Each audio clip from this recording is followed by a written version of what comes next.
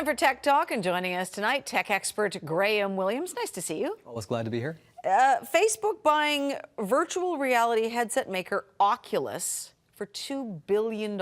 It's a lot of money. It is. What is a virtual reality headset by Oculus? You might remember these from back in the 90s. You remember those big helmets that people used to wear? There was like pads at arcades and things. You would walk on the pad and there was always a gun that you could shoot things. Yeah, that virtual reality, you can actually feel like you're doing it. Exactly. Yeah. This is what Oculus Rift is. It is a device that, it's a set of goggles that goes on your head. It's got two screens inside. Of course I do.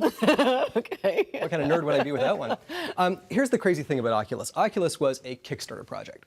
So let's say I'm Oculus. I've got this great idea to get you this new product. And I come to you and I say, you're a nerd like me. I need some of your money. And they did that. And a bunch of us bought these development kits to help develop games and platforms for it. And they took this money and they created this great product. And they were developing this product. And then they went and sold it to Facebook. That kind of ticked me off. It made a lot of people like me nervous because you're looking to build the next generation of something. It's being sold to Facebook, who isn't necessarily known for being the best with privacy or for being the most technologically astute. You know, they've created a great social media product, but hardware, not necessarily their bailiwick. You know, is this the future?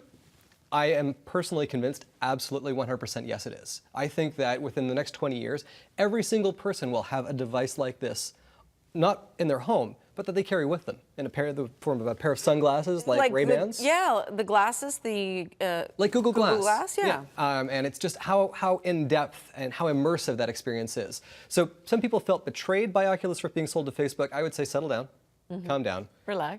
But you know, this is the future, and I think this is actually a good thing for Oculus. All right.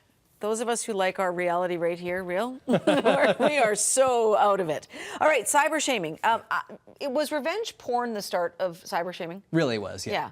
Okay, and what has it morphed into? Essentially what it is it's now basically either locking down your data or taking something in the way of personal data that is identifiable to you, publicizing it, and then offering to remove it by charging you a fee. Okay. And generally they don't charge to remove it. What they do is they charge for the speed at which they remove it. Oh my goodness. So you've got some personal info. Let's say you've got some photographs or you've got like a court document out there that you don't want to have out there. This company will contact you and say, by the way, your information is here. We would be more than happy to remove it from Google's system and from that registry if you would give us $130. We'll do it within 96 hours, as opposed to the usual process, which would take 30 days. What's that threat called? It's blackmail. Yeah, exactly. It's pure and simple. And anyone who defends this sort of business process, well, there's a special place in hell for them.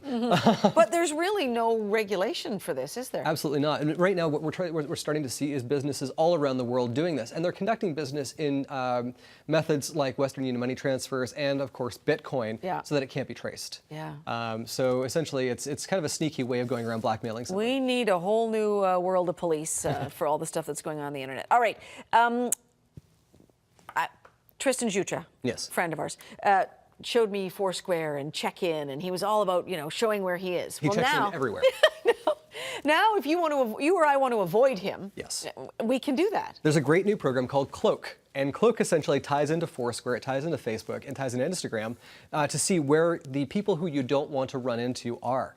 I think this is a great idea. Because there's nothing worse than that one person that you never, ever, ever want to talk to again and running into them at the mall and having that awkward moment. Right. You add them to Cloak and that's it. So you just program your ex in there and you never have to bump into them. Never again. All right. Yeah. The strange conversations, those awkward moments, they're done. Not going to happen. I love it. It's brilliant and I think it's a great idea. And you wish you'd invented it. Absolutely. And I wouldn't do that to Tristan. I don't mind bumping into him at all. He's a great guy. All right. Graham Williams, thanks for your time tonight. Always good to be here.